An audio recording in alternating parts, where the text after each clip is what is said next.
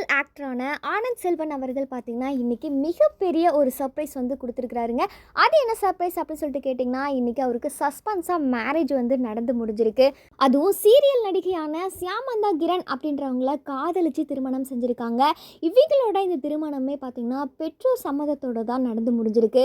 நடிகர் ஆனந்த் செல்வன் அவர்களை பற்றி சொல்லணும் அப்படின்னா, ஆரம்பத்தில் மாடலிங் துறையில் தான் ஒர்க் பண்ணார். அதுக்கப்புறம் சன் டிவியில் ஒளிபரப்பாகி வந்த சுமங்கலி அப்படின்ற சீரியல் மூலமாக சின்ன திரையில் வந்து என்ட்ரி கொடுத்துருந்தாரு.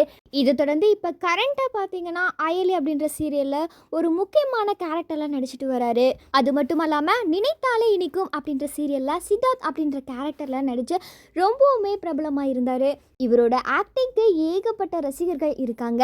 இதை தொடர்ந்து சீரியல் நடிகை சியாமந்தா கிரண் அவங்கள பற்றி சொல்லணும் அப்படின்னா, சின்ன திரையில் பல முன்னணி சேனல்களில் நெகட்டிவ் ரோலில் நடித்து ரொம்பவுமே பிரபலமானவங்க. குறிப்பாக தென்றல் வந்து என்னை தொடும் அப்படின்ற சீரியலில் பவித்ரா கேரக்டரில் நடித்து ரொம்பவுமே ஃபேமஸ் ஆகிருந்தாங்க.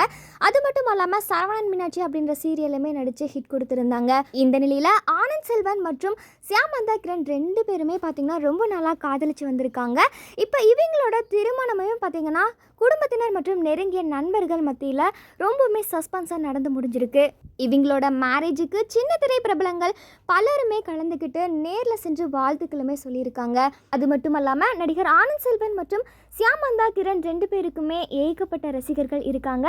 இப்போ ரசிகர்களுமே பார்த்திங்கன்னா இவங்களோட மேரேஜுக்கு வாழ்த்துக்களுமே தெரிவிச்சிட்டு வராங்க. ஆனந்த் செல்வன் மற்றும் சியாமந்தா கிரண் இவங்களோட லவ் மேரேஜை பற்றி நீங்கள் என்ன நினைக்கிறீங்க? இவங்களோட ஜோடி எப்படி இருக்குது அப்படின்றத மறக்காமல் கமெண்ட் செக்ஷனில் பதிவு பண்ணுங்கள்.